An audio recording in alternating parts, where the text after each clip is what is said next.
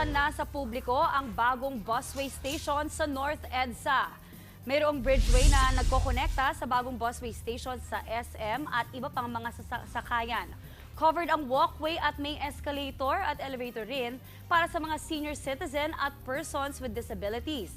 Sabi ni Dizon, ito na ang perfect model station na maaaring gayahin sa pagpapatayo ng mga tulay para sa EDSA carousel system. Pagdating naman sa usapin ng rehabilitasyon ng EDSA, inurong na ang start date nito sa Abril. Sabi kasi ni Dizon, kailangan pang makipagpulong ng DOTR sa MMDA at DPWH para plansyahin ang traffic management plan. Kailangan ng plano kasi isang taon tong rehab na to halos eh.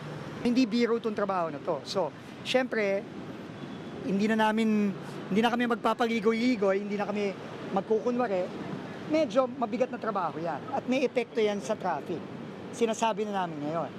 Pero, ang kagandahan naman nun, pagka naayos to, ang laking ginhawa.